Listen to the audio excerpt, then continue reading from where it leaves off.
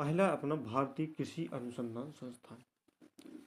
इसे short form में यदि कहा जाए तो IARI के नाम से इसको जाना जाता है, यानी भारतीय कृषि अनुसंधान संस्थान। इसका फुल फॉर्म है इंडियन एग्रीकल्चर रिसर्च इंस्टीट्यूट। क्या? इंडियन एग्रीकल्चर रिसर्च इंस्टीट्यूट के नाम से, यानी एग्रीकल्चर यानी कृषि के बारे में जो रिसर्च करता है उसी को कहा जाता है क्या? भारतीय कृषि अनुसंधान। जो कृषि यानी खेती किसानी के बारे में जो रिसर्च करता है। भारत का एक प्रमुख और प्रतिष्ठित कृषि अनुसंधान संस्थान है। भारत का सबसे बड़ा प्रतिष्ठित कृषि अनुसंधान संस्थान है। इसे सामान्यतः पूसा संस्थान के नाम से भी जाना जाता है। जो ध्यान रखना, इसे किस नाम से जाना जाता है? पूसा संस्थान के नाम से इसको जाना जाता है। कौन से संस्थान के? तो पूसा संस्थान के नाम से इसको जाना जाता है।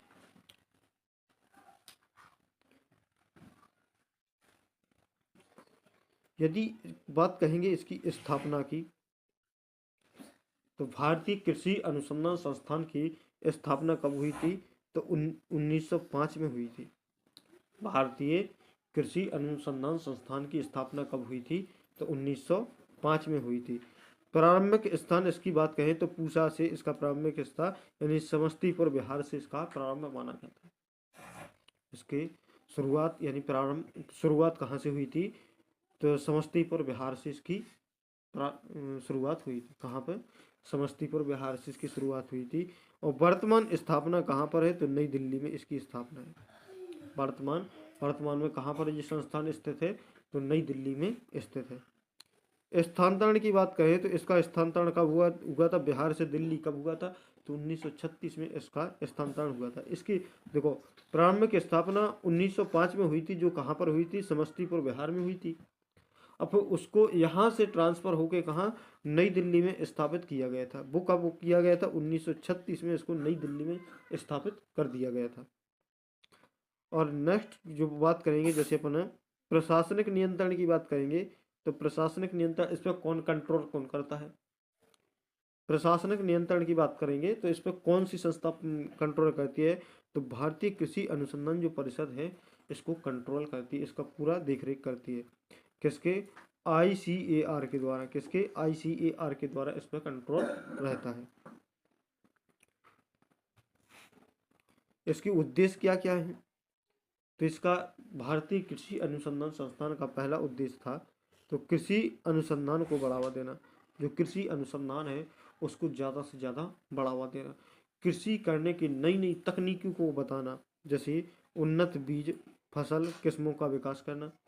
जैसे जैसे अच्छे उच्च गुणवत्ता वाले बीजों का प्रयोग करेंगे तो फसल ही उतनी अच्छी पैदावार होगी। जैसे कृषि शिक्षा और प्रशिक्षण प्रदान करना। इसके लिए मतलब कृषि को करने की क्या तकनीकी की है, किस तरीके से कृषि करना चाहिए और क्या किन किन किन नए तरीकों किन किन तकनीकों को अपनाना चाहिए, कौन कौन सी दवाइयों का प्रयोग करना चाहिए, किन दवाइयों का प्रयोग नहीं करना चाहिए, कीटों से कैसे बचा जाए और कीटों पर नियंत्रण कैसे किया जाए, फसल खराब हो रही है तो उसके लिए क्या किया जाए। तो ये सभी प्रकार का इसमें प्रशिक्षण दिया जाता है। जैसे किसानों की आय उत्पादन, जैसे किसानों की आय में कैसे वृद्धि की जाए, उनके उत्पादन में कैसे वृद्धि की जाए, तो ये सारा प्रशिक्षण उसके अंतर्गत दिया जाता है। जो कृषि अनुसंधान संस्थान है इसके अंतर्गत सारा प्रशिक्षण दिया जाता है। इसके जैसे मुख्य कार्य हैं, प्रमुख कार्य क्या है? तो इसके जैसे गेहूं, चावल, दलहन, तिलहन की उन्नत किस्मों का विकास करना। जैसे गेहूं की फसल है, चावल की फसल है, दलहन की फसल है, तिलहन की फसल है, इनकी उन्नत किस्मों का प्रयोग करके इनमें ज़्यादा से ज़्यादा इनकी उत्पादन में क्या करना? वृद्धि करना। जैसे और भी कई, जैसे मृदा विज्ञान। पहले सबसे पहले उसमें जो मिट्टी में अपन को फसल को बोना है तो उस मिट्टी का पहले प्रशिक्षण किया जाए, उस मिट्टी को चेक किया जाए कि इसमें कौन सी फसल के लिए जो उत्तम मिट्टी है। जैसे कपास के लिए कौन सी होती है, गेहूं के लिए कौन सी होती है, दलहन के लिए कौन सी होती है, चावल के लिए कौन सी होती है, कि अपन को कौन सी लाल मिट्टी की ज़रूरत है, कि काली मिट्टी की ज़रूरत है, कि दोमट मिट्टी की ज़रूरत है, कि कौन सी मिट्टी में कौन सी फसल उत्पन्न होती है। तो सबसे पहले किसानों को इस तरीके से इन चीज़ों को से जागरूक किया जाए और प्रशिक्षित उनको किया जाए।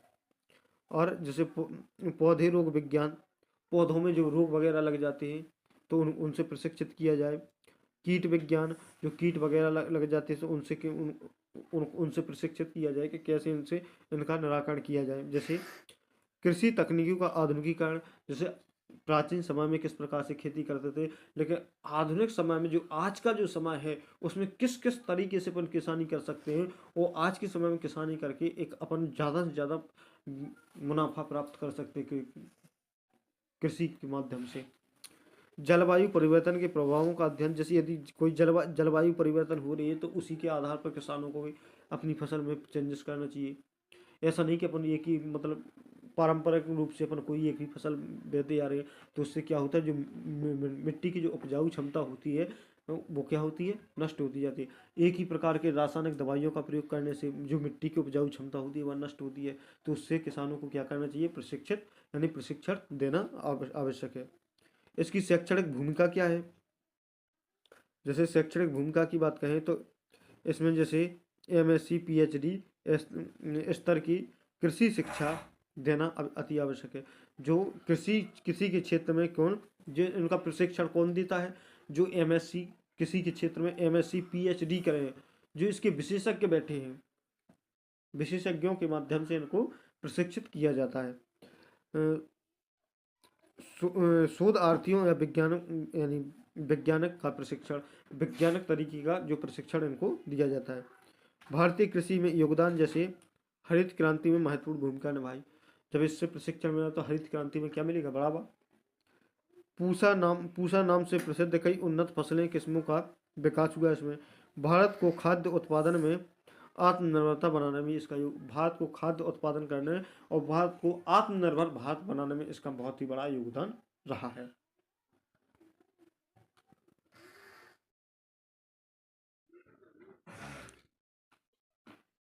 इसके प्रैक्टिस सेट के कुछ क्वेश्चन भी देख लेते हैं। जैसे पहला प्रश्न है अपना, भारतीय कृषि अनुसंधान संस्थान की स्थापना कब हुई थी? Option A 1890, option B 1905, option C 1911, option D 1929।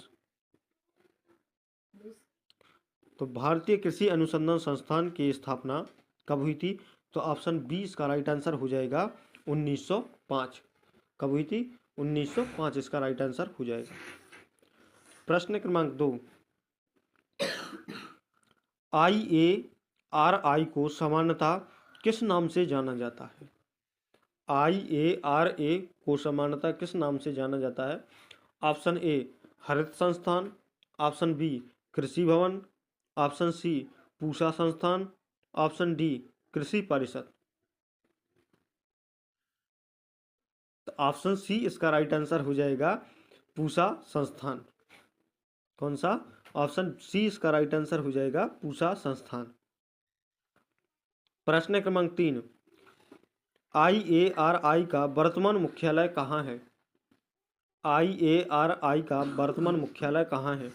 Option A Pusa Bihar, option B Lucknow, option C New Delhi, option D Karnal.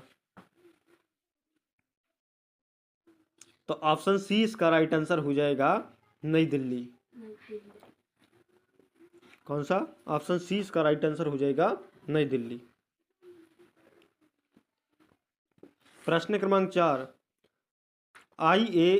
IARI प्रारंभ में कहाँ स्थापित किया गया था?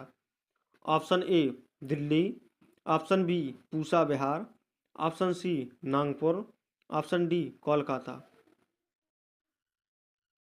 तो ऑप्शन बी इसका राइट आंसर हो जाएगा पूसा बिहार। प्रश्न क्रमांक 5, IARI किस संस्था के अंतर्गत कार्य करता है? ऑप्शन ए कृषि मंत्रालय, option B UGC, option D ICAR, option D NITI एग्रो योंग। तो ऑप्शन सी इसका राइट आंसर हो जाएगा ICAR के अंतर्गत कार्य करता है। प्रश्न क्रमांक 6,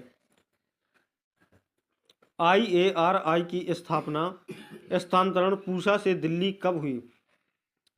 पूसा से IARI का स्थानांतरण पूसा से दिल्ली कब हुआ था?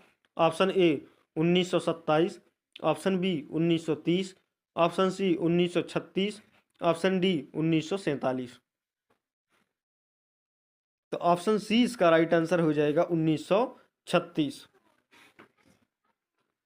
प्रश्न क्रमांक 7, IARI का स्थानांतरण किस कारण हुआ? ऑप्शन ए बाढ़, ऑप्शन बी सूखा, ऑप्शन सी भूकंप, ऑप्शन डी युद्ध।